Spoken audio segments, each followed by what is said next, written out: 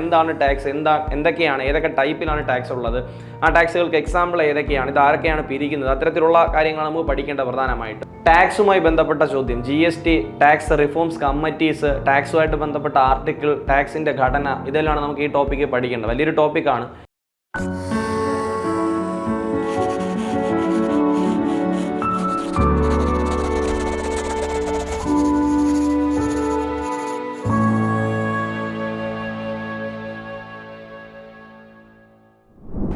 നമസ്കാരം, master mind online ക്ലാസ്സിലേക്ക് ഏവർക്കും സ്വാഗതം. നമുക്കിന്ന് ഏറ്റവും പ്രധാനപ്പെട്ട ഒരു ടോപ്പിക്കാണ്, പബ്ലിക് ഇൻകോയായിട്ട് ബന്ധപ്പെട്ട ഒരു ടോപ്പിക്കാണ്. നമ്മുടെ ടാക്സുമായി ബന്ധപ്പെട്ട ചോദ്യം, GST, ടാക്സ് റിഫോംസ് കമ്മിറ്റീസ്, ടാക്സുമായിട്ട് ബന്ധപ്പെട്ട ആർട്ടിക്കിൾ, ടാക്സിൻ്റെ ഘടന, ഇതെല്ലാം നമുക്ക് ഈ ടോപ്പിക്ക് പഠിക്കേണ്ടത്. വലിയൊരു ടോപ്പിക്കാണ്. ഈ ഒരു ടോപ്പിക്കാണ് നമുക്ക് ബഡ്ജറ്റ് എന്നുള്ള ടോപ്പിക് ഉൾപ്പെടുത്തി പഠിക്കേണ്ടത്. ഇതിൽ ആദ്യത്തെ പോർഷനാണ് നമ്മൾ ഇന്നത്തെ ക്ലാസ്സിൽ പഠിക്കുന്നത്. ടാക്സ് എന്താണ് ടാക്സ്, എന്തൊക്കെയാണ്, ഏതൊക്കെ ടൈപ്പിലാണ് ടാക്സ് ഉള്ളത്, ആ ടാക്സുകൾക്ക് എക്സാമ്പിൾ ഏതൊക്കെയാണ്, ഇത് ആരൊക്കെയാണ് പിരിക്കുന്നത്, അത്തരത്തിലുള്ള കാര്യങ്ങൾ നമുക്ക് പഠിക്കേണ്ടത് പ്രധാനമായിട്ടും. അപ്പോൾ ഈ ഒരു ക്ലാസ്സിലേക്ക് നടക്കാം. Okay, tax is compulsory payment by individuals or corporate bodies to the government. എന്താണ് ടാക്സ് എന്ന് വെച്ച് കഴിഞ്ഞാൽ ഗവൺമെന്റ് നിർബന്ധിതമായി പിരിക്കുന്ന, അല്ലെ, ക്ഷേമ പ്രവർത്തനങ്ങൾക്ക് വേണ്ടിയിട്ടും അതുപോലെ തന്നെ മറ്റ് വികസന ചെലവുകൾക്ക് വേണ്ടി അല്ലെങ്കിൽ വികസനേതര ചെലവുകൾക്കായിട്ട് ഗവൺമെന്റ് ചെലവാക്കുന്ന ഒരു തുകയായിരുന്നു നമ്മുടെ രാജ്യത്തിലെ എല്ലാ രാജ്യങ്ങൾക്കും ഉണ്ട്. ആ ഒരു ചെലവിന് വേണ്ടിയിട്ട് ഗവൺമെന്റ് ജനങ്ങളിൽ നിന്നും നിർബന്ധിതമായിട്ട് പിരിച്ചെടുക്കുന്നതാണ് ടാക്സ് എന്ന് പറയുന്നത്. Tax is a compulsory payment. അപ്പോൾ നമുക്ക് പഠിക്കേണ്ടതാണ് ടാക്സ്, നികുതി വരുമാനവും നികുതി ഇതര വരുമാനവും. ഇത് നികുതി വരുമാനം ഗവൺമെന്റ് കമ്പൽസറി ആയിട്ട് പിരിച്ചെടുക്കുന്നതാണ്. നികുതി ഇതര വരുമാനം അങ്ങനെയല്ല. നോൺ ടാക്സ് പോയിന്റുകളെല്ലാം ഉൾപ്പെടുന്നത് എന്താണ്, നിർബന്ധമായിട്ട് പിരിക്കുന്നതല്ല. ടാക്സ് പഠിക്കേണ്ട, tax is a compulsory payment by individuals or corporate bodies. അപ്പോൾ വ്യക്തികളിൽ നിന്നും അതുപോലെ തന്നെ ബിസിനസ്സുകളിൽ നിന്നും പ്രധാനമായിട്ടും പിരിച്ചെടുക്കുന്നതാണ് ടാക്സ് എന്ന് പറയുന്നത്. There are mainly two types of tax, direct tax and indirect tax. അതായത് പ്രത്യക്ഷ നികുതി എന്നും പരോക്ഷ നികുതി എന്നും. എന്തൊക്കെയായിരുന്നു? പ്രത്യക്ഷ നികുതി, പരോക്ഷ നികുതി, പ്രത്യക്ഷ നികുതി, പരോക്ഷ നികുതി. അപ്പോൾ പ്രധാനമായും രണ്ട് ടൈപ്പിലാണ് നികുതികളുള്ളത്. ഒന്ന് പ്രത്യക്ഷം, മറ്റൊന്ന് പരോക്ഷം. അപ്പോൾ ടാക്സ് എന്താണെന്ന് ചോദിച്ചാൽ tax is a compulsory payment. അത് തന്നെയാണ് അവിടുത്തെ point. Tax is a compulsory payment by individuals or corporate to government, അല്ലേ? അപ്പോൾ വ്യക്തികളും അതുപോലെ തന്നെ ബിസിനസ് സ്ഥാപനങ്ങളിൽ നിന്നും പ്രധാനമായിട്ട് പിരിച്ചെടുക്കുന്ന, നിർബന്ധിതമായി പിരിച്ചെടുക്കുന്ന, ഗവൺമെന്റ് പിരിച്ചെടുക്കുന്നതാണ് ടാക്സ് എന്ന് പറയുന്നത്. ഗവൺമെന്റിന്റെ ഒരു വലിയ വരുമാന മാർഗമാണ്. ടാക്സിൽ നിന്ന് ലഭിക്കുന്ന വരുമാനം സെൻട്രൽ ഗവൺമെന്റിന്റെ ആയാലും സ്റ്റേറ്റ് ഗവൺമെന്റിന്റെ ആയാലും വലിയൊരു വരുമാന മാർഗമാണ്. ആ ടാക്സ് പ്രധാനമായി രണ്ട് ടൈപ്പാണുള്ളത്. എന്തൊക്കെയാണെന്ന് ചോദിച്ചാൽ ഒന്ന് ഡയറക്റ്റ് ടാക്സ്, മറ്റൊന്ന് ഇൻഡയറക്റ്റ് ടാക്സ്. ആ വാക്കിൽ തന്നെ ഉത്തരം കൊണ്ടല്ലേ, പ്രത്യക്ഷം പ്രത്യക്ഷം പരോക്ഷം. ഓക്കെ, എന്താണ് ഡയറക്റ്റ് ടാക്സ്, എന്താണ് പ്രത്യക്ഷ നികുതി? ഒരു സിമ്പിൾ ടേം ആണ്, അല്ലെങ്കിൽ സിമ്പിൾ ലോജിക് തന്നെ മനസ്സിലാക്കാം. ഒരു വ്യക്തി നേരിട്ട് നികുതി അടച്ചു കഴിഞ്ഞാൽ, അല്ലെങ്കിൽ നികുതി ഭാരം അടയ്ക്കുകയാണെങ്കിൽ അതെല്ലാം എന്തായിരിക്കും? ഡയറക്റ്റ് ടാക്സ് ആയിരിക്കും. അല്ലെങ്കിൽ ഒരു വ്യക്തിക്ക് മേൽ ചുമത്തപ്പെടുന്ന നികുതി ആ വ്യക്തി നേരിട്ട് അടച്ചാൽ അത് എന്തായിരിക്കും? ഡയറക്റ്റ് ടാക്സ് ആയിരിക്കും. നോക്കാം. Direct tax is a tax paid directly to the government by the person on whom it is imposed. ആരുടെ മേലിലാണോ നികുതി ചുമത്തപ്പെടുന്നത് ആ വ്യക്തി നേരിട്ടടയ്ക്കുകയാണെങ്കിൽ അത്തരം നികുതി ഘടനയെ വിളിക്കുന്ന പേരാണ് ഡയറക്റ്റ് ടാക്സ്. എന്താണ് ഡയറക്റ്റ് ടാക്സ്? അവിടെ നോക്കിയാൽ ആ പോയിന്റ് വളരെ കൃത്യമായിട്ട് പറയുന്നുണ്ട്. Direct tax is the tax paid directly to the government by the person whom it is imposed. ആരുടെ പേരിലാണോ നികുതി ചുമത്തപ്പെടുന്നത് ആ വ്യക്തി. ഉദാഹരണം, എന്റെ പേരിൽ ചുമത്തപ്പെടുന്ന നികുതി ഞാൻ തന്നെ നേരിട്ടടയ്ക്കുകയാണെങ്കിൽ അത്തരം നികുതി ഘടനയെ വിളിക്കുന്ന പേരെന്താണ്? Direct tax. എന്താണ് ഡയറക്റ്റ് ടാക്സ്, അല്ലെ? അല്ലെങ്കിൽ പ്രത്യക്ഷ നികുതി. അതിന് പ്രധാനപ്പെട്ട എക്സാമ്പിൾ ഏതൊക്കെയാണെന്ന് നോക്കാം. ഒന്നാണ് ഇൻകം ടാക്സ്, ആദായ നികുതി, അല്ലെ? വരുമാന നികുതി, ഇൻകം ടാക്സ്. മറ്റൊന്ന് ലാൻഡ് ടാക്സ്, പ്രോപ്പർട്ടി ടാക്സ്, അല്ലെ? ഭൂനികുതി, വസ്തുനികുതി അല്ലെങ്കിൽ കെട്ടിട നികുതി എന്നൊക്കെ പറയും, അല്ലെ? Land tax, property tax. അടുത്താണ് ബിൽഡിംഗ് ടാക്സ്, അല്ലെ? കെട്ടിട നികുതി. പ്രൊഫഷണൽ ടാക്സ് അല്ലെങ്കിൽ തൊഴിൽ നികുതി, വെഹിക്കിൾ ടാക്സ്, വാഹന നികുതി, കോർപ്പറേറ്റ് ടാക്സ്. ഇവയെല്ലാം എന്തോന്നാണ്? പ്രധാനപ്പെട്ട പ്രത്യക്ഷ നികുതികളാണ്. ഏതൊക്കെയാണ് പ്രധാനപ്പെട്ട പ്രത്യക്ഷ നികുതികൾ? പെട്ടെന്ന് ഓർമ്മിച്ച് വെക്കാം. Income tax, land tax, property tax അല്ലെങ്കിൽ വസ്തു നികുതി, ഭൂനികുതി, കെട്ടിട നികുതി, professional tax, vehicle tax, corporate tax. ഇവയെല്ലാം എന്താണ്? പ്രധാനപ്പെട്ട ഡയറക്റ്റ് ടാക്സുകൾക്ക് എക്സാമ്പിൾ ആണ്. അപ്പോൾ ടാക്സ് രണ്ട് ടൈപ്പിലുണ്ട്. ഒന്ന് ഡയറക്റ്റ് ടാക്സ്, മറ്റൊന്ന് ഇൻഡയറക്റ്റ് ടാക്സ്. ഒന്ന് പ്രത്യക്ഷമായിട്ട് നേരിട്ട് പിരിച്ചെടുക്കുന്നു, മറ്റൊന്ന് എന്താണ്? പരോക്ഷമായിട്ട് പിരിച്ചെടുക്കുന്നു അല്ലെങ്കിൽ പരോക്ഷമായി നൽകുന്നു. എന്താണ് പ്രത്യക്ഷം? ഒരു വ്യക്തിക്കുമേൽ ഏർപ്പെടുത്തുന്ന നികുതി ഭാരം ആ വ്യക്തി തന്നെ നേരിട്ട് അടയ്ക്കുകയാണ്, അല്ലേ? അത്തരം നികുതി ഘടനയാണ് എന്ത് വിളിക്കുന്നത്? പ്രത്യക്ഷം. അവിടെ നികുതി ട്രാൻസ്ഫർ ഇല്ല, നികുതി ഭാരം ട്രാൻസ്ഫർ ചെയ്യപ്പെടുന്നില്ല. ഒരു വ്യക്തിയിൽ നിന്ന് മറ്റൊരു വ്യക്തിയിലേക്ക് നികുതി ഭാരം എന്ത് ചെയ്യുന്നില്ല? ട്രാൻസ്ഫർ ചെയ്യപ്പെടുന്നില്ല. Direct tax is a tax paid directly to the government by the person whom it is imposed. ആരുടെ മേലിലാണോ നികുതി ചുമത്തപ്പെടുന്നത് ആ വ്യക്തി നേരിട്ട് നൽകുന്നതാണ് ഡയറക്റ്റ് ടാക്സുകൾ. അതിന് ഏറ്റവും പ്രധാനപ്പെട്ട എക്സാമ്പിൾ ആണ് പറഞ്ഞത് ഇൻകം ടാക്സ്. നമ്മുടെ ഇന്ന് സെൻട്രൽ ഗവൺമെന്റിന്റെ പുതിയ ബജറ്റ് പ്രകാരം ഏറ്റവും വലിയ സെൻട്രൽ ഗവൺമെന്റിന്റെ ടാക്സിൽ നിന്ന് ലഭിക്കുന്ന വരുമാനം ചോദിച്ചാൽ അത് ഇൻകം ടാക്സ് ആണ്. ഏതാണ് ഇൻകം ടാക്സ്? നിലവിലെ 2025-26 ബജറ്റ് ഒക്കെ നമ്മൾ പഠിക്കുന്ന സമയത്ത് ആ ഒരു പോയിന്റ് കുറച്ചുകൂടെ ക്ലിയർ ആയിട്ട് മനസ്സിലാവും. ഇൻകം ടാക്സ് എന്നാണ് ഏറ്റവും വലിയ വരുമാനം കേന്ദ്ര ഗവൺമെന്റ് കിട്ടുന്നത്. എങ്ങനെയുള്ള വരുമാനം എന്ന് വെച്ചാൽ നികുതിയിൽ നിന്ന് ലഭിക്കുന്ന ഏറ്റവും വലിയ വരുമാനം കിട്ടുന്നത് ഇൻകം ടാക്സ് നിന്നാണ്. ഓക്കെ, അടുത്ത് പറയുന്നതാണ് land tax, property tax, building tax, professional tax, vehicle tax and corporate tax. അപ്പൊ ഇവയെല്ലാം എന്തോന്നാണ് പ്രധാനപ്പെട്ട ഡയറക്റ്റ് ടാക്സുകൾക്ക് എക്സാമ്പിൾ ആണ്. ഓക്കെ, അപ്പോൾ നമുക്ക് ഡയറക്റ്റ് ടാക്സ് എന്താണെന്ന് കിട്ടി. ഇതുപോലത്തെ നമുക്ക് എന്ത് ചെയ്യാം, ഇൻഡയറക്റ്റ് ടാക്സ് പഠിക്കാം. എന്താണ് indirect tax? Indirect tax levied on goods and services rather than individuals and it is ultimately paid by the customers അല്ലെങ്കിൽ consumers in the form of higher price. എന്താണ് ഹയർ പ്രൈസ്? നമ്മൾ അവിടെ പറഞ്ഞതിന്റെ നേരെ opposite ആയിട്ട് പഠിക്കാം. അതായത് ഒരു വ്യക്തിക്കുമേൽ ചുമത്തപ്പെടുന്ന നികുതി ആ വ്യക്തി നേരിട്ട് അടയ്ക്കുകയാണെങ്കിൽ, അല്ലെങ്കിൽ ആ ഒരു വ്യക്തിക്കുമേൽ ചുമത്തപ്പെടുന്ന നികുതി ഭാരം ആ വ്യക്തി നേരിട്ട് അടയ്ക്കുകയാണെങ്കിൽ അതിനെ പറയുന്ന പേരെന്താണ്? ഡയറക്റ്റ് ടാക്സ് എന്ന് പറഞ്ഞു. എന്നാൽ ഒരു വ്യക്തിക്കുമേൽ ചുമത്തപ്പെടുന്ന നികുതി ഭാരം പൂർണ്ണമായിട്ടോ ഭാഗികമായിട്ടോ മറ്റൊരു വ്യക്തിക്ക് കൂടെ എന്താണ് പകരുകയാണെങ്കിൽ, അല്ലെങ്കിൽ മറ്റൊരു വ്യക്തി കൂടെ അടയ്ക്കേണ്ടി വരികയാണെങ്കിൽ ആ നികുതി ഘടനയെ വിളിക്കുന്ന പേരാണ് പരോക്ഷ നികുതി. എന്താണ് പരോക്ഷം എന്ന് വെച്ചാൽ അതിനർത്ഥം എന്താണ്? ആ പരോക്ഷ നികുതി ഘടനയിൽ അല്ലെങ്കിൽ ഇൻഡയറക്റ്റ് ടാക്സിൽ നികുതി ട്രാൻസ്ഫർ ചെയ്യപ്പെടുന്നു, അല്ലെങ്കിൽ നികുതി ഭാരം എന്ത് ചെയ്യുന്നുണ്ട്? ട്രാൻസ്ഫർ ചെയ്യുന്നുണ്ട്. അപ്പൊ നോക്കാം, ഇൻഡയറക്റ്റ് ടാക്സ് എന്ന് വെച്ചാൽ എന്താണ്? Indirect tax is levied on goods and services rather than individuals and it is ultimately paid by the consumers in the form of higher price. എന്താണ് ഹയർ പ്രൈസ്? അതിന് പ്രധാനപ്പെട്ട എക്സാമ്പിൾ നമുക്ക് നോക്കാം. ഏതൊക്കെയാണ്? Excise tax, customs tax, service tax, sales tax, market tax, entertainment tax, GST, VAT, luxury tax. നമുക്ക് വളരെ simple ആയിട്ട് പഠിച്ചു വയ്ക്കാം.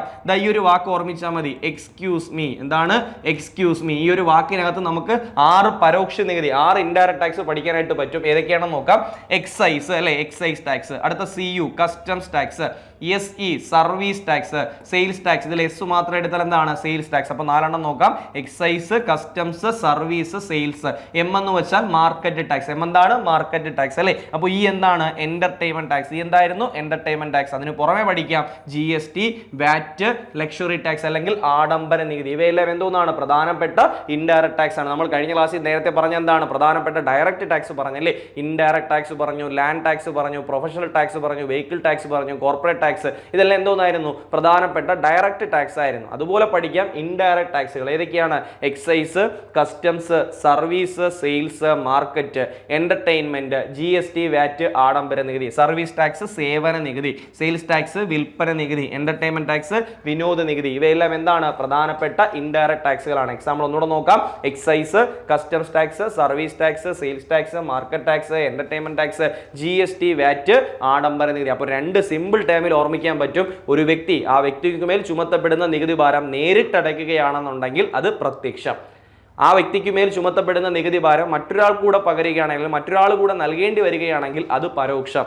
നികുതി ഭാരം ട്രാൻസ്ഫർ ചെയ്യപ്പെടുന്നത് എവിടെയാണെന്ന് ചോദിച്ചാൽ പരോക്ഷ നികുതി, ഇൻഡയറക്റ്റ് ടാക്സിലാണ്. നികുതി ഭാരം കൈമാറ്റം ചെയ്യപ്പെടാത്തത് പ്രത്യക്ഷ നികുതിയിലാണ് അല്ലെങ്കിൽ ഡയറക്റ്റ് ടാക്സിലാണ്. ഇത് രണ്ടുമാണ് പ്രധാനമായിട്ട് പഠിക്കാനുള്ളത്. അപ്പോൾ പ്രധാനമായിട്ട് ടാക്സ് പറഞ്ഞു, ഗവൺമെന്റിന്റെ ഒരു പ്രധാനപ്പെട്ട വരുമാനത്തിൽ ഉൾപ്പെടുന്നതാണ് അല്ലേ, പ്രധാനപ്പെട്ട ഒരു ഇൻകത്തിൽ ഉൾപ്പെടുന്നതാണ് എന്ന് പറയുന്നത് ഗവൺമെന്റിന്റെ ടാക്സ് എന്ന് പറയുന്നത്. ഈ ക്ഷേമ പ്രവർത്തനങ്ങളൊക്കെ ചെയ്യുന്നത് ഗവൺമെന്റ് ചെയ്യുന്നത് ഈ ടാക്സിൽ നിന്ന് കിട്ടുന്ന വരുമാനത്തിലൂടെയാണ്. ഓക്കെ, ജനങ്ങൾക്ക് വേണ്ടി തന്നെയാണ് ഇത് എന്ത് ചെയ്യണത്? ചെലവാക്കുകയും ചെയ്യുന്നത്. നമ്മുടെ റോഡുകൾ നിർമ്മിക്കുക അല്ലെങ്കിൽ സ്കൂൾ കെട്ടിടങ്ങളൊക്കെ നിർമ്മിക്കുക, ഇവയെല്ലാം ചെയ്യുന്നത് കേന്ദ്ര സംസ്ഥാന ഗവൺമെന്റുകൾ ചെയ്യുന്നത് ഇതുപോലെ പിരിച്ചെടുക്കുന്ന നികുതികളിൽ നിന്നാണ്. ആ നികുതി ഘടന രണ്ടായിട്ട് നമ്മൾ തരംതിരിക്കാം, രണ്ടായിട്ട് ക്ലാസിഫൈ ചെയ്തിട്ടുണ്ട്. ഏതൊക്കെയാണ്? ഡയറക്റ്റ് എന്നും ഇൻഡയറക്റ്റ് എന്നും. അതാണ് നമ്മൾ ഈ ഒരു ഭാഗത്തിൽ പഠിച്ചത്. ഏറ്റവും ബേസ് പോയിന്റ് ആണ്, വളരെ എളുപ്പത്തിൽ തന്നെ മനസ്സിലാക്കാം. ഇവിടെ ഇൻഡയറക്റ്റ് ടാക്സിന്റെ എക്സാമ്പിൾ നമ്മളൊരു ചെറിയൊരു കോഡ് ഉപയോഗിച്ച് പഠിച്ചു.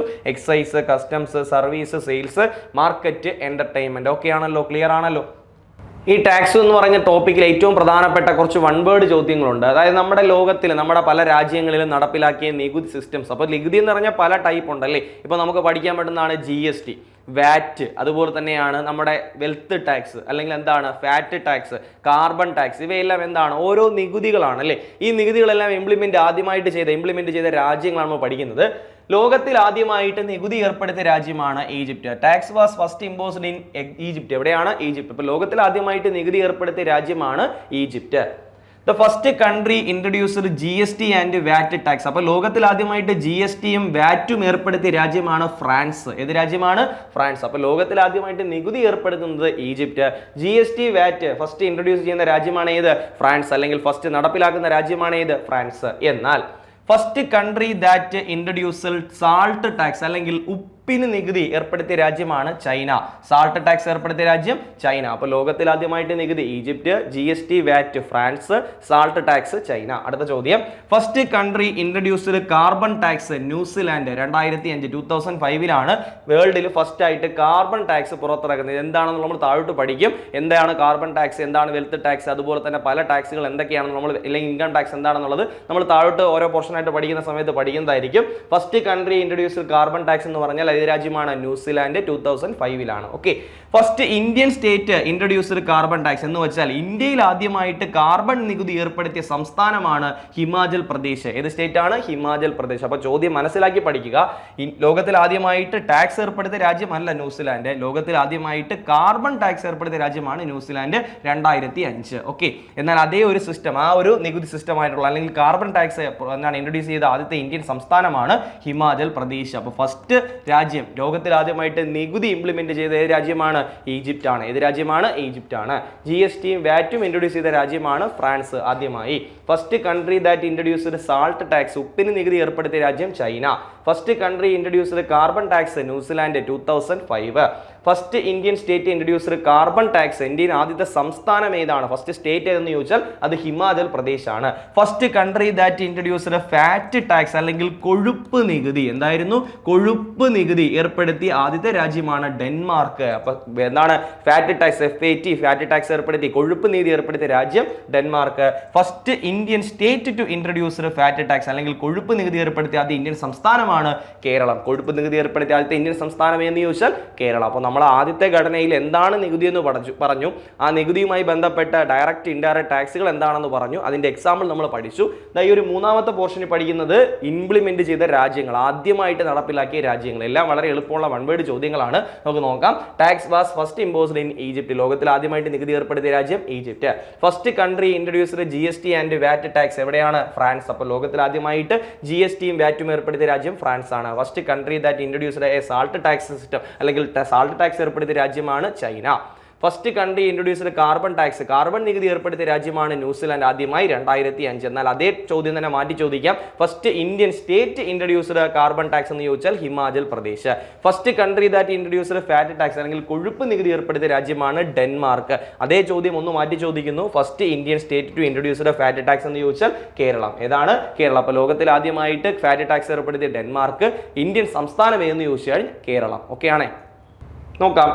വെൽത്ത് ടാക്സ് നമ്മുടെ പ്രധാനപ്പെട്ട ഒരു ചോദ്യമാണ്. വെൽത്ത് ടാക്സ് നമ്മൾ നേരത്തെ പറഞ്ഞു. എന്താണ് വെൽത്ത് ടാക്സ്? എന്താണ് wealth tax? Wealth tax is imposed on the wealth or property of the individual. വ്യക്തികളുടെ സ്വത്തിനെ അടിസ്ഥാനമാക്കി അല്ലെങ്കിൽ വ്യക്തികളുടെ പ്രോപ്പർട്ടി, വ്യക്തികളുടെ വെൽത്തിനെ അടിസ്ഥാനമാക്കി ഏർപ്പെടുത്തുന്ന നികുതിയാണ് എന്ന് പറയുന്നത് വെൽത്ത് ടാക്സ്. ഇതെല്ലാം പേപ്പർ ടാക്സുകളുടെ ഗണത്തിലാണ് ഉൾപ്പെടുന്നത്, അല്ലെങ്കിൽ പേപ്പർ നികുതി. കാരണം ഇതിൽ നിന്നും വലിയ രീതിയിലുള്ള വരുമാനം ഗവൺമെന്റ് ലഭിക്കുന്നില്ല. അതുകൊണ്ട് തന്നെ ഇത്തരത്തിലുള്ള പല ടാക്സുകളെയും വിളിക്കുന്ന പേരാണ്. ഇപ്പോൾ ഉദാഹരണം പറയാം, ഗിഫ്റ്റ് ടാക്സ്. ഗിഫ്റ്റ് ടാക്സ് എല്ലാം എന്തിൽ ഉൾപ്പെടുന്നതാണ്? പേപ്പർ ടാക്സുകൾ എന്നാണ് അറിയപ്പെടുന്നത്. അപ്പോൾ അതിൽ ഏറ്റവും പ്രധാനപ്പെട്ടതാണ് വെൽത്ത് ടാക്സ് എന്ന് പറയുന്നത്. എന്താണ് വെൽത്ത് ടാക്സ്? അപ്പോൾ wealth tax is imposed on the wealth or property of the individuals. എന്താണ് ഫാറ്റ് ടാക്സ്? നമ്മൾ പറഞ്ഞു ഡെൻമാർക്കിൽ ആദ്യമായിട്ട് ഏർപ്പെടുത്തി. ഫസ്റ്റ് സ്റ്റേറ്റ് ആണ് കേരള എന്ന് പറഞ്ഞു. ആ ഫാറ്റ് ടാക്സ് എന്താണെന്ന് ചോദിച്ചാൽ fat tax is a tax imposed on A fast food aims at discouraging unhealthy diet in western country. അതായത് ജങ്ക് ഫുഡ്സ്, എണ്ണക്കൊഴുപ്പേറിയ പദാർത്ഥങ്ങൾക്ക് ഏർപ്പെടുത്തിയിരുന്ന നികുതിയാണ് എന്ന് പറയുന്നത് ഈ പറഞ്ഞ ഫാറ്റ് ടാക്സ്. ഇത് ലോകത്തിൽ ആദ്യമായിട്ട് ഏർപ്പെടുത്തുന്നത് ഡെൻമാർക്കിലാണ്. ഇന്ത്യൻ സംസ്ഥാനം ഏതെന്ന് ചോദിച്ചാൽ കേരളം. ഇന്ത്യൻ സംസ്ഥാനം ഏതാണ്? Keralam. Okay. Personal income tax എന്താണ്? വ്യക്തിഗത ആദായ നികുതി അല്ലെങ്കിൽ വ്യക്തിഗത വരുമാന നികുതി, ഇൻകം ടാക്സ്. നമ്മളത് പറഞ്ഞു, ഇതൊരു എന്താണ് ഡയറക്റ്റ് ടാക്സ് ആണെന്ന് പറഞ്ഞു. അപ്പോൾ എന്താണ് personal income tax? Is A direct tax levied on individuals. അപ്പോൾ വ്യക്തികളിൽ നിന്ന് പിരിച്ചെടുക്കുന്ന പ്രധാനപ്പെട്ട ഒരു നികുതിയാണ് എന്ന് പറയുന്നത് ഇൻകം ടാക്സ് എന്ന് പറയുന്നത്. നമ്മൾ നേരത്തെ പറഞ്ഞു വ്യക്തിഗത ആദായ നികുതി, ഇതൊരു ഡയറക്റ്റ് ടാക്സ് ആണ്, ഒരു പ്രത്യക്ഷ നികുതിയാണ്. The most important tax impossible by the അല്ലെങ്കിൽ imposed by the central government. ഏതാണ്? Personal income tax. ഞാൻ പറഞ്ഞു 2025-26 സെൻട്രൽ ബഡ്ജറ്റ് പ്രകാരം തന്നെ ഏറ്റവും വലിയ ടാക്സിൽ നിന്നുള്ള വരുമാനം സെൻട്രൽ ഗവൺമെന്റ് എവിടെ നിന്നാണെന്ന് ചോദിച്ചാൽ അത് ഏതാണ്? ഇൻകം ടാക്സിൽ നിന്നാണ്. ഏതിനാണ്? Income tax. 22%, 22% കേന്ദ്ര ഗവൺമെന്റിൽ വരമായിട്ട് ലഭിക്കുന്ന ഇൻകമായിട്ട് ലഭിക്കുന്നത് പേഴ്സണൽ ഇൻകം ടാക്സിൽ നിന്നാണ്. നിലവിൽ സെൻട്രൽ ഗവൺമെന്റിന്റെ 22% വരുമാനവും ലഭിക്കുന്നത് പേഴ്സണൽ ഇൻകം നിന്നാണ്, അല്ലെങ്കിൽ പേഴ്സണൽ ഇൻകം ടാക്സിൽ നിന്നാണ്. നമ്മൾ ശതമാന അടിസ്ഥാനത്തിൽ ബഡ്ജറ്റ് എന്നുള്ള ടോപ്പിക്കിൽ പറയുന്നതായിരിക്കും.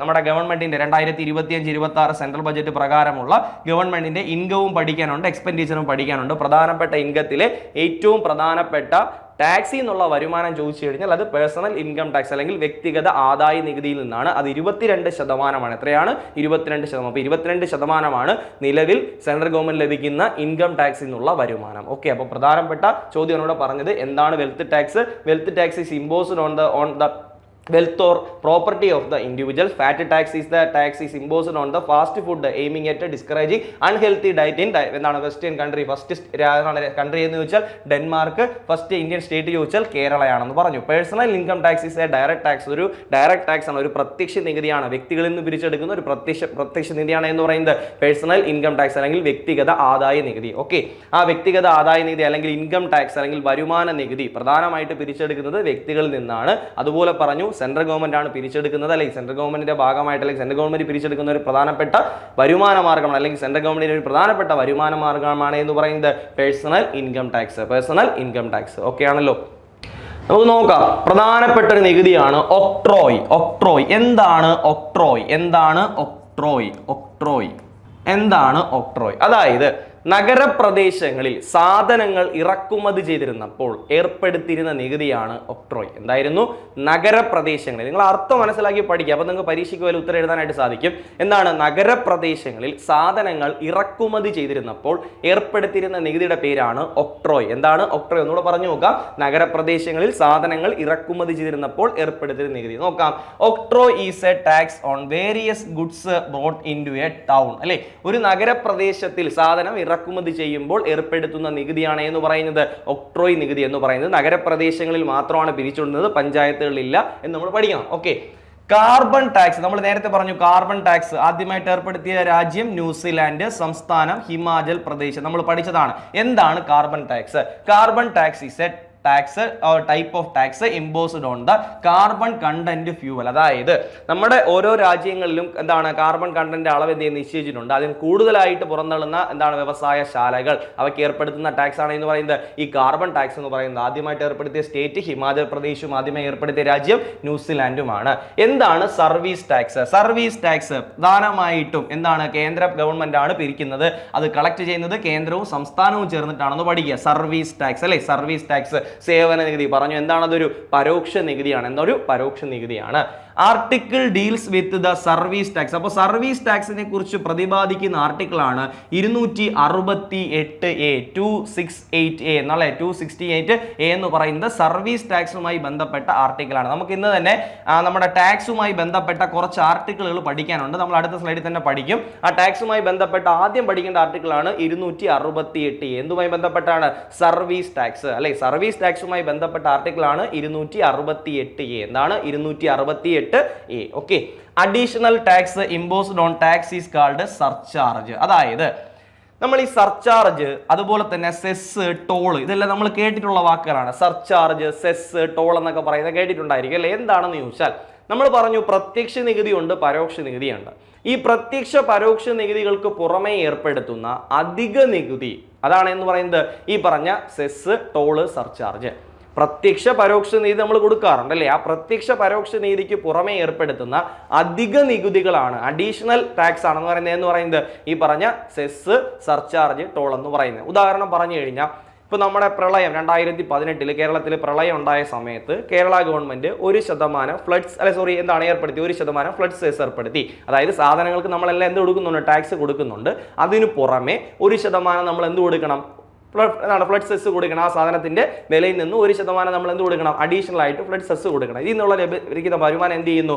ആ സാമ്പത്തിക പ്രതിസന്ധി മറികടക്കാൻ വേണ്ടിയിട്ട് എന്ത് ചെയ്യുന്നു? ഗവൺമെന്റ് മാറ്റുന്നു. അപ്പോൾ 2018 പ്രളയം ഉണ്ടായ സമയത്തുണ്ടായ സാമ്പത്തിക പ്രതിസന്ധി മറികടക്കാൻ വേണ്ടിയിട്ടാണ് ഫ്ലഡ് സെസ് ഏർപ്പെടുത്തിയത്. ഇപ്പോൾ ഉണ്ടോയെന്ന് ചോദിച്ചാൽ ഇല്ല. ആ സാമ്പത്തിക പ്രതിസന്ധി കഴിയുമ്പോൾ എന്ത് ചെയ്യും? അത്തരത്തിലുള്ള സെസ്സുകളൊക്കെ പിൻവലിക്കും. അല്ലേ? ഗവൺമെന്റ് ചെയ്ത പ്രത്യേക മേഖലകൾ സെക്ടേഴ്സിന് മാത്രം ഏർപ്പെടുത്തുന്ന അധിക നികുതിയാണ് സർചാർജ്. നമ്മുടെ വീട്ടിലെ വൈദ്യുത ബില്ല് നോക്കിക്കഴിഞ്ഞാൽ, ഇലക്ട്രിസിറ്റി ബില്ല് നോക്കിക്കഴിഞ്ഞാൽ അത് എന്താണ്? സർചാർജ് കാണാനായിട്ട് പറ്റും. റോഡ്, പാലം ഇവയിലൂടെയുള്ള വാഹന ഗതാഗതത്തിന് ഏർപ്പെടുത്തുന്ന നികുതിയാണ് ഇത് ടോൾ എന്ന് പറയുന്നത്. അപ്പോൾ ഇതെല്ലാം എന്തോന്നാണ്? അഡീഷണൽ ടാക്സുകളാണ്. ടാക്സിന്മേൽ ചുമത്തുന്ന അഡീഷണൽ ടാക്സുകൾ എന്ന് വെച്ച് കഴിഞ്ഞാൽ നികുതിക്ക് പുറമേ കൊടുക്കുന്ന അധിക നികുതികൾ. ഉദാഹരണം പറഞ്ഞാൽ ഞാനൊരു വാഹനം വാങ്ങുമ്പോൾ അതിന് എന്താണ്? പലതരത്തിലുള്ള പ്രത്യക്ഷ പരോക്ഷ നികുതികൾ ഞാൻ കൊടുക്കാറുണ്ട്. ഇതിന് പുറമെ ആ വാഹനം ഞാൻ ഒരു പുതിയ റോഡിലൂടെയോ അല്ലെങ്കിൽ ഗവൺമെന്റിന്റെ കീഴിൽ വരുന്ന നാഷണൽ ഹൈവേ അതോറിറ്റിയുടെ കീഴിലൊക്കെ വരുന്ന റോഡിലൂടെ ഞാൻ സഞ്ചരിച്ചു കഴിഞ്ഞാൽ ഞാൻ എന്ത് കൊടുക്കേണ്ടി വരും? ടോൾ കൊടുക്കേണ്ടി വരും, അല്ലേ? അപ്പോൾ ആ ടോൾ എന്ന് പറയുന്നത് ഞാൻ കൊടുത്ത നികുതിക്ക് പുറമേ കൊടുക്കുന്ന ഒരു അഡീഷണൽ നികുതിയാണ്. അപ്പോൾ ആ ഗണത്തിൽ ഉൾപ്പെടുന്നതാണ് ഒന്ന് സർചാർജ്, മറ്റൊന്ന് ടോള്, അതുപോലെ തന്നെ സെസ് എന്ന് പറയുന്നത്. ഇത് എന്താണ് സർചാർജ് എന്ന് ചോദിച്ചാൽ additional tax imposed on taxis. അപ്പോൾ ടാക്സിനും പുറമേ കൊടുക്കുന്ന അഡീഷണൽ നികുതിയാണ് എന്ന് പറയുന്നത് സർചാർജ്. എന്താണ് പാൻ? നമ്മുടെ നികുതിയുമായി ബന്ധപ്പെട്ട പ്രധാനപ്പെട്ട ടേമുകളാണ് നമ്മൾ ഈ ഒരു ഭാഗത്തിൽ പറഞ്ഞത്. അതിൽ ഏറ്റവും പ്രധാനപ്പെട്ടതാണ് PAN, permanent account number. It is related to income tax administration. പരീക്ഷകൾക്ക് ചോദിക്കാം പാനിന്റെ പൂർണ്ണ രൂപം, പാനിന്റെ ഫുൾ ഫോം എന്താണ്? Permanent account number. 10 ഡിജിറ്റ് ഉള്ള ഒരു നമ്പർ ആയിരിക്കും ഈ പാൻ നമ്പർ എന്ന് പറയുന്നത്, അല്ലെ? ആൽഫ കോഡും അതുപോലെ തന്നെ അക്കങ്ങളും അക്ഷരങ്ങളും ഉൾപ്പെടുന്ന ഒരു 10 അക്ക നമ്പറാണ് പാൻ കാർഡിൽ ഉപയോഗിക്കുന്നത്, അല്ലെങ്കിൽ പാൻ കാർഡ് നമ്പർ ഉണ്ടാവുക. അപ്പോൾ പാൻ കാർഡ് നമ്പർ വളരെ ബേസ് ആണ്. നമ്മൾ GST ഒക്കെ പഠിക്കുമ്പോൾ GST നമ്പേഴ്സ് ഒക്കെ പഠിക്കുന്ന സമയത്ത് നമ്മൾ പൂർണ്ണമായിട്ട് ഇതിനെ കുറിച്ചൊക്കെ പറയുന്നതായിരിക്കും. അപ്പോൾ ഓർമ്മിച്ച് വയ്ക്കുക, പാൻ എന്ന് വെച്ചാൽ എന്താണ്? Permanent account number. It is related to income, എന്താണ്? Income tax administration. അപ്പോൾ ഇൻകം ടാക്സുമായി ബന്ധപ്പെട്ട ഒരു നമ്പർ, അല്ലെ? പ്രധാനപ്പെട്ട ഒരു കാര്യമാണ് എന്ത് പറയുന്നത്? പാൻ എന്ന് പറയുന്നത് പെർമനന്റ് അക്കൗണ്ട് നമ്പർ. അപ്പോൾ ടോട്ടൽ എത്ര അക്കങ്ങൾ ഉണ്ടെന്ന് ചോദിച്ചു കഴിഞ്ഞാൽ 10. അപ്പോൾ പാൻ നമ്പറിലെ അക്കങ്ങൾ, അക്ഷരങ്ങൾ ടോട്ടൽ എത്ര ഉണ്ടെന്ന് ചോദിച്ചു കഴിഞ്ഞാൽ 10. എത്രയാണ്? 10. അപ്പോൾ ഈ ഒരു ഭാഗം വളരെ ക്ലിയർ ആയിട്ട് പഠിക്കുക. ഇവിടെ നമുക്ക് ഒരു ആർട്ടിക്കിൾ ആണ് പഠിക്കേണ്ടതായിട്ടുണ്ടായിരുന്നത്, 268A, അല്ലേ? 268 എന്താണ്? സർവീസ് ടാക്സുമായി ബന്ധപ്പെട്ടതാണ്. എന്താണ്? സർവീസ് ടാക്സുമായി ബന്ധപ്പെട്ട ആർട്ടിക്കിൾ ആണ് 268A. ഞാൻ പറഞ്ഞു, നമ്മൾ നേരത്തെ ഒരു ആർട്ടിക്കിൾ പഠിച്ചു, 268A സർവീസ് ടാക്സുമായി ബന്ധപ്പെട്ട ആർട്ടിക്കിൾ ആണെന്ന് പറഞ്ഞു. ഇതിനു പുറമെ നമ്മുടെ ഈ ടാക്സ് എന്ന് പറഞ്ഞ ടോപ്പിക്കിനകത്ത് നിന്ന് നമുക്കൊരു 4 ആർട്ടിക്കിളൂടെ പഠിക്കാനുണ്ട്. നമുക്ക് ആദ്യം ആ 4 ആർട്ടിക്കിൾ നോക്കാം, എന്നിട്ട് ആ മറ്റൊരു ചോദ്യം നോക്കാം. ശ്രദ്ധിച്ചു. ആർട്ടിക്കിൾ 268A നമ്മൾ പറഞ്ഞു സർവീസ് ടാക്സ് എന്ന് പറഞ്ഞു. Article 265 deals with tax. 265 നികുതികളെ കുറിച്ച് പരാമർശിക്കുന്ന ആർട്ടിക്കിൾ ആണ് ആർട്ടിക്കിൾ 265. അപ്പോൾ ആർട്ടിക്കിൾ 265 എന്ന് പറഞ്ഞാൽ എന്താണ്? ഡീൽസ് വിത്ത് ദ ടാക്സസ്, അല്ലെ? അപ്പോൾ ടാക്സ് അല്ലെ, നികുതിയുമായി ബന്ധപ്പെട്ട് പരാമർശിക്കുന്ന, അല്ലെ നികുതിയെ കുറിച്ച് പരാമർശിക്കുന്ന ആർട്ടിക്കിൾ ആണ് 265. എന്നാൽ 246A, 269A, 246A, 269A ഇത് രണ്ടും GSTയുമായി ബന്ധപ്പെട്ട ആർട്ടിക്കിൾ ആണ്. ഓർമ്മിച്ചോണം, നമ്മൾ ടാക്സ് എന്ന ടോപ്പിക്കിലെ ഒരു ബേസ് ഘടനയാണ് ഇവിടെ പഠിക്കുന്നത്. 2 തരത്തിലുള്ള ടാക്സ് ഉണ്ടെന്ന് പറഞ്ഞു, ഡയറക്റ്റ്, ഇൻഡയറക്റ്റ് ടാക്സ്. അതിനുശേഷം എന്താണ് ഡയറക്റ്റ് ടാക്സ്, എന്താണ് ഇൻഡയറക്റ്റ് ടാക്സ്, രണ്ടിനും എക്സാമ്പിൾ വെച്ച് പറഞ്ഞു. എന്നിട്ട് നമ്മുടെ രാജ്യങ്ങൾ നടപ്പിലാക്കിയ പല നികുതി ഘടനകളും, ആദ്യമായിട്ട് നടപ്പിലാക്കിയ രാജ്യം, സ്റ്റേറ്റുകളൊക്കെ പറഞ്ഞു. അതിന്റെ തൊട്ടടുത്ത ഭാഗമാണ് പലതരം നികുതികളെ കുറിച്ച് പഠിച്ചത്, അല്ലെ? വെൽത്ത് ടാക്സ് എന്താണ്, അല്ലെങ്കിൽ ഒക്ട്രോയ് എന്താണ്, ഇതെല്ലാം നമ്മൾ പറഞ്ഞത്. സർവീസ് ടാക്സ് എന്താണ്, അല്ലെങ്കിൽ സർചാർജ് എന്തൊക്കെയാണെന്ന് പറഞ്ഞു. അതിനുശേഷം അതിന്റെ 4ാമത്തെ ഭാഗത്തിൽ നമ്മൾ പഠിക്കുന്നതാണ് ആർട്ടിക്കിൾ. നമ്മുടെ നികുതി എന്ന ടോപ്പിക്കിൽ, ടാക്സ് എന്ന ടോപ്പിക്കിൽ പഠിച്ചിരിക്കേണ്ട 4 ആർട്ടിക്കിൾ, 5 എണ്ണം ഇവിടെ പഠിക്കേണ്ടതായിട്ടുണ്ട്. ഒന്ന് നമ്മൾ പഠിച്ചു, 268A എന്ന് പറയുന്നത് എന്താണ്? സർവീസ് ടാക്സിനെ കുറിച്ച് പ്രതിപാദിക്കുന്ന ആർട്ടിക്കിൾ ആണ്. 265 എന്ന് പറയുന്നത് ഡീൽസ് വിത്ത് ദ ടാക്സ് എന്ന് പറഞ്ഞു. 246A അതായത് 246A GST, 269A എന്താണ്? GST. 246Aയും 269A എന്താണ്? GST എന്ന ഒരൊറ്റ നമ്പർ മാറുകയാണ്, അല്ലേ? 268A എന്ന് പറഞ്ഞാൽ എന്താണ്? സർവീസ് ടാക്സ് ആണ്. ഓർമ്മിച്ചോണേ. 279A, 279A എന്ന് പറയുന്ന GST കൗൺസിൽ. എന്താണ്? GST council. അപ്പോൾ ഈ 4 ആർട്ടിക്കിളും വളരെ ഇമ്പോർട്ടന്റ് ആണ്. അതിന് പുറമെ പഠിച്ചതാണ് 268A. ഇതിൽ ഏറ്റവും ഇമ്പോർട്ടന്റ് ആണ് ഈ പറഞ്ഞ 4 ആർട്ടിക്കിൾ. GST വലിയൊരു ടോപ്പിക്കാണ്, നമുക്ക് പഠിക്കേണ്ട ടോപ്പിക്കാണ്. GST എന്ന് വെച്ചാൽ ഗുഡ്സ് ആൻഡ് സർവീസസ് ടാക്സ് എന്ന് പഠിക്കുക. ആ GSTയുമായി ബന്ധപ്പെട്ട ആർട്ടിക്കിൾ ആണ് 246A, 269A. 279A GST council ആണ്. 265 ഡീൽസ് വിത്ത് ദ ടാക്സ്, അല്ലെ? ടാക്സുമായി ബന്ധപ്പെട്ട ആർട്ടിക്കിൾ ആണ് 265. Income tax came in to force in 1962 1 April. ഇന്ത്യയിൽ ആദായ നികുതി വകുപ്പ് നിലവിൽ വന്നത്, ഇന്ത്യയിൽ ആദായ നികുതി വകുപ്പ് നിലവിൽ വന്ന വർഷം എന്ന് ചോദിച്ചാൽ 1962 April 1. 3ാമത്തെ 5 ഇയർ പ്ലാനിലാണ്. നമ്മൾ 5 ഇയർ പ്ലാൻ പഠിച്ചു. കാലഘട്ടം, ലക്ഷ്യങ്ങൾ, മോഡൽ പറഞ്ഞ് നമ്മൾ പഠിച്ചു. അത് നമ്മൾ മൂന്നാമത്തെ 5 ഇയർ പ്ലാനിൻ്റെ നേട്ടങ്ങൾ പറഞ്ഞ സമയത്ത് അല്ലെങ്കിൽ മൂന്നാമത്തെ 5 ഇയർ പ്ലാനിൻ്റെ കാലഘട്ടത്തിൽ ഉണ്ടായ കാര്യങ്ങൾ പഠിച്ചപ്പോൾ നമ്മൾ പ്രധാനമായിട്ട് പറഞ്ഞൊരു ചോദ്യമായിരുന്നത് ഇന്ത്യയിൽ ആദായ നികുതി വകുപ്പ് നിലവിൽ വന്ന വർഷം. നമ്മൾ പഠിച്ച ക്വസ്റ്റ്യൻ ആണ് അല്ലേ, എന്താണ് 1962 ഏപ്രിൽ 1 അല്ലെങ്കിൽ 1962 ഏപ്രിൽ 1 ഇന്ത്യയിൽ ആദായ നികുതി വകുപ്പ് നിലവിൽ വന്നത്. അത് ഏത് 5 ഇയർ പ്ലാൻ എന്ന് ചോദിച്ചാൽ തേർഡ് 5 ഇയർ പ്ലാൻ. ഏതാണ് തേർഡ് 5 ഇയർ പ്ലാൻ? അപ്പോൾ നിരന്തരം പരീക്ഷകൾക്ക് ചോദിക്കുന്ന ചോദ്യങ്ങളാണ് ഇവിടെ പഠിച്ചത്. 4 ആർട്ടിക്കിൾ ഇവിടെ പറഞ്ഞു, അതിന് പുറമെ മറ്റൊരു ആർട്ടിക്കിൾ നേരത്തെ പറഞ്ഞു. ഇവിടെ ആദായ നികുതി വകുപ്പ് നിലവിൽ വന്ന വർഷം കിട്ടിയാൽ 1962 ഏപ്രിൽ 1. അപ്പോൾ ഇത്രയും കാര്യങ്ങളും വളരെ ക്ലിയർ ആയിട്ട് തന്നെ പഠിച്ചു വയ്ക്കുക. നമ്മുടെ നികുതി എന്ന ടോപ്പിക്കിന്റെ അടുത്ത ഭാഗമാണ് നികുതിയുമായി ബന്ധപ്പെട്ട കമ്മിറ്റികൾ, കമ്മീഷനുകൾ. നികുതിയുമായി ബന്ധപ്പെട്ട ടാക്സ് റിഫോംസ് കമ്മിറ്റികൾ അല്ലെങ്കിൽ ടാക്സുമായി ബന്ധപ്പെട്ട കമ്മിറ്റീസ് അല്ലെങ്കിൽ കമ്മീഷനൊക്കെ നമ്മുടെ പരീക്ഷകൾക്ക് ചോദിക്കുന്നതാണ്. അതിൽ ഏറ്റവും പ്രധാനപ്പെട്ടതാണ് ഈ ഒരു ഭാഗത്തേക്ക് കൊടുത്തിട്ടുള്ളത്. In 1953 a taxation enquiry submission was appointed to conduct comprehensive enquiry in to taxation under the chairmanship of doctor John Mathai. അതായത് സ്വതന്ത്ര ഇന്ത്യയിൽ, ഈ ഒരു വാക്ക് ഓർമ്മിച്ചോണേ, സ്വതന്ത്ര ഇന്ത്യയിൽ നികുതികളെ കുറിച്ച് പഠിക്കാൻ നിയോഗിച്ച ആദ്യത്തെ കമ്മീഷൻ. സിമ്പിൾ ചോദ്യം അതാണ്. സ്വതന്ത്ര ഇന്ത്യയിൽ നികുതികളെ കുറിച്ച് പഠിക്കാൻ നിയോഗിച്ച ആദ്യത്തെ കമ്മീഷൻ. നമ്മുടെ സ്വാതന്ത്ര്യം ലഭിച്ചതിന് ശേഷം 1953 കാലഘട്ടത്തിൽ 53-54 കാലഘട്ടത്തിലാണ് ഈ ജോൺ മത്തായി കമ്മീഷനെ നിയമിക്കുന്നത്. 53-54 കാലഘട്ടത്തിലാണ് ജോൺ മത്തായി കമ്മീഷനെ നിയമിക്കുന്നത്. ഈ ജോൺ മത്തായി കമ്മീഷനാണ് സ്വതന്ത്ര ഇന്ത്യയിൽ നികുതികളെ കുറിച്ച് പഠിക്കാൻ നിയോഗിച്ച ആദ്യത്തെ കമ്മീഷൻ എന്ന് പറയുന്നത്. ഓക്കെ, ഈ കമ്മീഷനിലെ മറ്റൊരു മലയാളി എന്ന് പറയുന്നത് KRK മേനോനാണ്. ആരാണ്? KRK മേനോൻ. അപ്പോൾ ജോൺ മത്തായിക്ക് പുറമെ ഈ കമ്മീഷനിൽ ഉൾപ്പെട്ട മറ്റൊരു മലയാളിയാണ് KRK മേനോൻ. അപ്പോൾ വളരെ പ്രധാനപ്പെട്ട 2 ചോദ്യങ്ങളാണ് പറഞ്ഞത്. ഒന്ന് പറയുന്നത് tax enquiry submission was appointed by conduct comprehensive enquiry into എന്താണ് taxation under the chairmanship of. നികുതി ഘടനകളെ കുറിച്ച് പഠിക്കാനായിട്ട് ഇന്ത്യയിൽ നിയമിച്ച ഒരു കമ്മിറ്റി അല്ലെങ്കിൽ ഒരു കമ്മീഷനാണ് ജോൺ മത്തായി കമ്മീഷൻ. 1953 നിയമിക്കുന്നത്. 53-54 കാലഘട്ടം എന്ന് പഠിച്ചോണം. ഈ കമ്മീഷനിൽ ഉൾപ്പെട്ട മറ്റൊരു മലയാളിയാണ് KRK മേനോൻ. KRK മേനോൻ നമ്മുടെ ഇന്ത്യയിലെ ഫസ്റ്റ് ഫിനാൻസ് സെക്രട്ടറി ആയിരുന്നു KRK മേനോൻ. ഫസ്റ്റ് ഫിനാൻസ് സെക്രട്ടറിയാണ് KRK മേനോൻ. ഇതേമായിട്ട് ബന്ധപ്പെട്ട റിലേറ്റഡ് ഫാക്റ്റ് ആണ് പറയുന്നത്, പഠിച്ചു വയ്ക്കുക. KRK മേനോനായിട്ട് ബന്ധപ്പെട്ട മറ്റൊരു ചോദ്യമാണ് ഇന്ത്യയിലെ ആദ്യത്തെ കേന്ദ്ര ധനകാര്യ സെക്രട്ടറി, ഫസ്റ്റ് ഫിനാൻസ് സെക്രട്ടറി ആരെന്ന് ചോദിച്ചാൽ ആരാണ്? ഈ പറഞ്ഞ KRK മേനോനാണ്. ഓക്കെ, നമ്മളൊരു കറൻസി നോട്ട് എടുത്തു കഴിഞ്ഞാൽ അതിനകത്ത് ഒരാൾ ഔദ്യോഗികമായിട്ട് എന്ത് ചെയ്തിട്ടുണ്ട്? സൈൻ ചെയ്തിട്ടുണ്ട് അല്ലേ? അത് ₹1 നോട്ടിന് മുകളിലോട്ടുള്ള നോട്ടുകളാണെന്നുണ്ടെങ്കിൽ RBI ഗവർണർ ആയിരിക്കും സൈൻ ചെയ്യുന്നത്. ഒരു കറൻസി നോട്ട് എടുത്ത് നോക്കിയാൽ നിങ്ങൾക്ക് അത് കാണാനായിട്ട് സാധിക്കും. എന്നാൽ ₹1 നോട്ടിൽ ഒപ്പുവയ്ക്കുന്നത് RBI ഗവർണർ അല്ല. ₹1 നോട്ടിൽ സൈൻ ചെയ്യുന്നത് RBI ഗവർണർ അല്ല. പിന്നെ ആരാണ്? എന്നാണ് നമ്മുടെ ഈ പറഞ്ഞ കേന്ദ്ര ധനകാര്യ സെക്രട്ടറി ആയിരിക്കും. ആരായിരിക്കും? കേന്ദ്ര ധനകാര്യ സെക്രട്ടറി അല്ലെങ്കിൽ ഫിനാൻസ് സെക്രട്ടറി ആയിരിക്കും ഒപ്പുവയ്ക്കുന്നത്. അങ്ങനെ നമ്മുടെ ഇന്ത്യയിൽ ആഫ്റ്റർ ഇൻഡിപെൻഡൻസ്, സ്വതന്ത്ര ഇന്ത്യയിൽ ആദ്യമായിട്ട് ₹1 നോട്ടിൽ സൈൻ ചെയ്ത ഫിനാൻസ് സെക്രട്ടറിയാണ് ആരെന്ന് പറയുന്നത്? KRK മേനോൻ. അപ്പോൾ KRK മേനോനായിട്ട് ബന്ധപ്പെട്ട് 3 ചോദ്യങ്ങൾ ഞാൻ പറഞ്ഞു. എല്ലാം കണക്ട് ചെയ്ത് പറഞ്ഞ ക്വസ്റ്റ്യൻ ആണ്.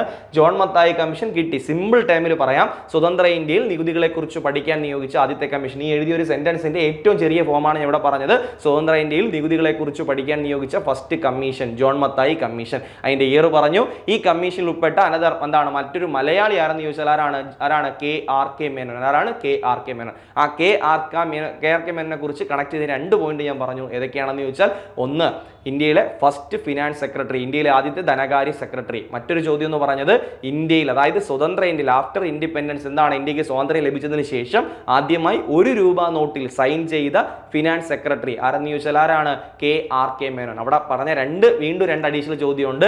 നമ്മുടെ ഇന്ത്യയിൽ ₹1 നോട്ട് ഒഴികെ ബാക്കി എല്ലാ നോട്ടിലും സൈൻ ചെയ്യുന്നത് RBI ഗവർണറാണ്. ₹1 നോട്ടിൽ സൈൻ ചെയ്യുന്നത് ഫിനാൻസ് സെക്രട്ടറി ആയിരിക്കും. ഓർമ്മിച്ചോണേ. അപ്പോൾ നമുക്ക് ജോൺ മത്തായി കമ്മീഷനെ കണക്ട് ചെയ്ത് പറഞ്ഞ ചോദ്യങ്ങളെല്ലാം പഠിക്കുക. രണ്ടാമത്തേതാണ് രാജാ ചെല്ലയ്യ കമ്മിറ്റി. ടാക്സ് റിഫോംസുമായി ബന്ധപ്പെട്ട കമ്മിറ്റിയാണ് രാജാ ചെല്ലയ്യ കമ്മിറ്റി. അപ്പോൾ ടാക്സ് റിഫോംസ്, നികുതി പരിഷ്കരണം. ടാക്സ് റിഫോംസ് എന്താണ്? റിഫോംസ് എന്ന് വെച്ച് കഴിഞ്ഞാൽ പരിഷ്കരണം അല്ലേ? ടാക്സ് റിഫോംസുമായി ബന്ധപ്പെട്ട കമ്മിറ്റി അല്ലെങ്കിൽ നികുതി പരിഷ്കരണത്തെ കുറിച്ച് പഠിക്കാൻ നിയോഗിച്ച കമ്മിറ്റിയാണ് രാജാ ചെല്ലയ്യ കമ്മിറ്റി. 1991 ഈ കമ്മിറ്റി നിയമിക്കുന്നത്. അപ്പോൾ 91, 53-54 കാലഘട്ടമാണ് ജോൺ മത്തായി കമ്മീഷന്റെ വർഷം എന്ന് പറഞ്ഞു. ഇവിടെ പറഞ്ഞതാണ് 1991 അല്ലെ? 1991 ഏത് committee?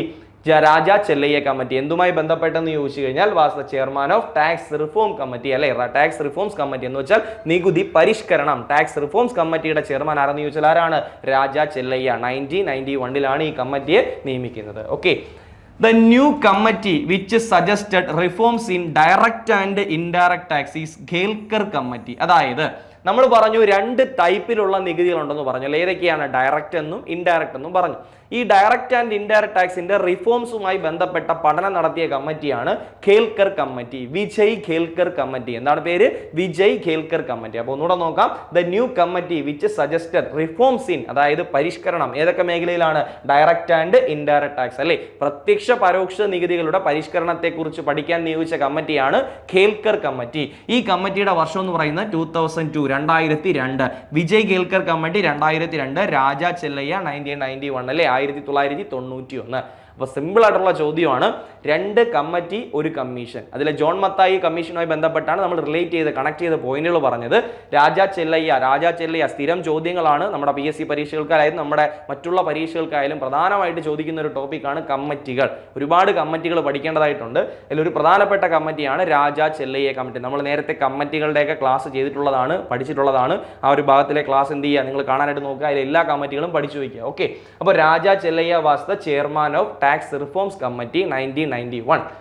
The new committee which suggested reforms in direct and indirect tax is Khelkar Committee 2002. അപ്പോൾ 2002 നിയമിച്ച ഖേൽക്കർ കമ്മിറ്റിയാണ് പ്രത്യക്ഷ പരോക്ഷ നികുതികളുടെ പരിഷ്കരണത്തെക്കുറിച്ച് പഠിച്ചത്. എന്നാൽ നികുതി പരിഷ്കരണം ഏത് കമ്മിറ്റിയാണ്? രാജാ ചെല്ലയ്യ കമ്മിറ്റി. മൂന്ന് കാര്യങ്ങളും ക്ലിയർ ആയിട്ട് പഠിക്കുക. ആഫ്റ്റർ ഇൻഡിപെൻഡൻസിൽ ഇന്ത്യയിൽ ആദ്യമായിട്ട് നികുതികളെ കുറിച്ച്, ടാക്സിനെ കുറിച്ച് പഠിക്കാൻ നിയോഗിച്ച കമ്മിറ്റി അല്ലെങ്കിൽ കമ്മീഷനാണ് ഏത്? John Mathai commission. ആ കമ്മിറ്റിയുടെ ചെയർമാൻ ആരെന്ന് പറയുന്നത് ജോൺ മത്തായി. മറ്റൊരു മലയാളിയാണ് KRK മേനോൻ അല്ലെ, KRK മേനോൻ. അദ്ദേഹത്തെ കണക്ട് ചെയ്ത് പറഞ്ഞതാണ്. ഇദ്ദേഹമാണ് ഫസ്റ്റ് ഫിനാൻസ് സെക്രട്ടറി. അതുപോലെ തന്നെ ആഫ്റ്റർ ഇൻഡിപെൻഡൻസ് നമ്മുടെ ₹1 നോട്ടിലെ കറൻസിയിലെ സൈൻ ചെയ്ത വ്യക്തിമാര് തന്നെയാണ് KRK മേനോൻ. അപ്പോൾ ഈ ചോദ്യങ്ങളെല്ലാം എന്ത് ചെയ്യുക, പഠിച്ചു വെക്കാനായിട്ട് ശ്രമിക്കുക. നമ്മൾ നേരത്തെ പറഞ്ഞു നികുതിക്ക് പുറമെ ഏർപ്പെടുത്തുന്ന അധിക നികുതി, സർചാർജ് നമ്മൾ അതിൽ പഠിച്ചു. അടുത്തതാണ് toll is a tax imposed over bridge and road transportation. അതായത് റോഡ് ഗതാഗതം അല്ലെങ്കിൽ ബ്രിഡ്ജിലൂടെയുള്ള ഗതാഗതം, വാഹന ഗതാഗതം, ഇവയ്ക്ക് ഏർപ്പെടുത്തുന്ന അധിക നികുതിയാണ് എന്ന് പറയുന്നത് ടോൾ എന്ന് പറയുന്നത്. എന്താണ് ടോൾ? നമ്മൾ നേരത്തെ തന്നെ പറഞ്ഞ കാര്യമാണ്. Okay, no taxation without representation. ഇതൊരു മുദ്രാവാക്യമാണ്. പ്രാതിനിധ്യമില്ലാതെ നികുതിയില്ല. ഇത് ഏത് സമരവുമായി ബന്ധപ്പെട്ടെന്ന് ചോദിച്ചാൽ the slogan is related to the American freedom struggle. American സ്വാതന്ത്ര്യ സമരവുമായി ബന്ധപ്പെട്ട മുദ്രാവാക്യമാണ് പ്രാതിനിധ്യമില്ലാതെ നികുതിയില്ല. നോ ടാക്സേഷൻ വിത്തൗട്ട് റെപ്രസെന്റേഷൻ എന്ന് വെച്ചാൽ പ്രാതിനിധ്യമില്ലെങ്കിൽ നികുതിയില്ല എന്ന മുദ്രാവാക്യം ഏത് സമരവുമായി ബന്ധപ്പെട്ടെന്ന് ചോദിച്ചാൽ അമേരിക്കൻ സ്വാതന്ത്ര്യ സമരം. ഈ മുദ്രാവാക്യം പറഞ്ഞ വ്യക്തിയാണ് ജെയിംസ് ഓട്ടിസ്. ആരാണ്? James Otis. ഇത് രണ്ടും റിലേറ്റഡ് ചെയ്ത് പരീക്ഷകൾക്ക് ചോദിച്ച ക്വസ്റ്റ്യൻ ആണ്. ഈ അടുത്ത് നടന്ന പരീക്ഷകൾക്ക് പലതിലും ചോദിച്ച ക്വസ്റ്റ്യൻ ആണ്. ശ്രദ്ധിച്ചു പഠിക്കുക. നോ ടാക്സേഷൻ വിത്തൗട്ട് റെപ്രസെന്റേഷൻ എന്ന് വെച്ചാൽ എന്താണ്? നികുതിയില്ല. എന്തില്ലെങ്കിൽ? പ്രാതിനിധ്യമില്ലെങ്കിൽ നികുതിയില്ല. പ്രാതിനിധ്യമില്ലാതെ നികുതിയില്ല. ഇത് ഏത് സമരമായിട്ട് ബന്ധപ്പെട്ടെന്ന് ചോദിച്ചാൽ അമേരിക്കൻ സ്വാതന്ത്ര്യ സമരവുമായി ബന്ധപ്പെട്ട മുദ്രാവാക്യമാണ് പ്രാതിനിധ്യമില്ലാതെ നികുതിയില്ല. ഈ ഒരു സ്ലോഗൻ പറഞ്ഞ വ്യക്തി ആരെന്ന് ചോദിച്ചാൽ ജെയിംസ് ഓട്ടിസ്. ആരാണ്? James Otis. നമ്മളിപ്പോൾ പഠിച്ചു തുടങ്ങി നമ്മുടെ സ്കൂൾ ടെക്സ്റ്റ് ചോദ്യങ്ങളാണ്. സ്കൂൾ ടെക്സ്റ്റ് നമ്മുടെ 6, 7, 8 ക്ലാസ്സുകളിലൊക്കെ നമ്മുടെ ഈ ടാക്സ് എന്ന് പറഞ്ഞ മേഖലയുമായി ബന്ധപ്പെട്ട ചോദ്യങ്ങളാണ് നമ്മൾ അടുത്ത് പഠിക്കാൻ പോകുന്നത്. അപ്പോൾ നേരത്തെ പറഞ്ഞ ക്വസ്റ്റ്യൻ അത്തരത്തിൽ ചോദിക്കുന്ന ഒരു ക്വസ്റ്റ്യൻ ആണ്. ഓക്കെ, അത്തരത്തിൽ നമ്മൾ പഠിക്കേണ്ട പ്രധാനപ്പെട്ട ചോദ്യങ്ങൾ അവിടെ കൊടുത്തിരിക്കുന്നത് ദ ടെക്സ്റ്റ് അല്ലെങ്കിൽ ഗ്രന്ഥങ്ങൾ എന്തുമായി ബന്ധപ്പെട്ടത്? ടാക്സുമായി ബന്ധപ്പെട്ട ആൻഷ്യന്റ് ഇന്ത്യയിലെ പ്രധാനപ്പെട്ട ഗ്രന്ഥങ്ങളാണ് അർത്ഥശാസ്ത്ര മനുസ്മൃതി. ചാണക്യൻ, കൗടില്യൻ അല്ലെ എഴുതിയ പുസ്തകമാണ് എന്ന് പറയുന്നത് അർത്ഥശാസ്ത്ര. അതുപോലെ മനുസ്മൃതി അല്ലെ മനു എഴുതിയ മനുസ്മൃതി. ഇവ രണ്ടിലുമാണ് ടാക്സിനെ കുറിച്ച് പ്രതിപാദിക്കുന്ന പുസ്തകങ്ങൾ. പ്രാചീന ഇന്ത്യയിൽ നികുതികളെ കുറിച്ച് പരാമർശമുള്ള 2 ഗ്രന്ഥങ്ങൾ, പുസ്തകങ്ങളാണ് എന്ന് പറയുന്നത് അർത്ഥശാസ്ത്രവും മനുസ്മൃതിയും. ഇതുപോലെ നമ്മൾ സ്കൂളിൽ പഠിച്ചിട്ടുള്ള ഒരു നികുതിയാണ് ജസിയ. എന്താണ് ജസിയ? ഇതൊരു മതനികുതിയാണ്. അതിൽ നിന്ന് ഓർമ്മിക്കാം, ഇതൊരു മതനികുതിയാണ്. This was a religious tax imposed on non-Muslims during the Sultanate. സുൽത്താൻ ഭരണകാലഘട്ടത്തിൽ ഇസ്ലാം മതവിശ്വാസികൾ അല്ലാത്തവരുടെ മേൽ ഏർപ്പെടുത്തിയിരുന്ന മതപരമായിട്ടുള്ളൊരു നികുതിയാണ് എന്ന് പറയുന്നത് ജസിയ. അപ്പോൾ ഒന്നുകൂടെ ഓർമ്മിച്ചോണം, സുൽത്താൻ ഭരണകാലഘട്ടത്തിലാണ് ഇതിന് തുടക്കം കുറിക്കുന്നത്.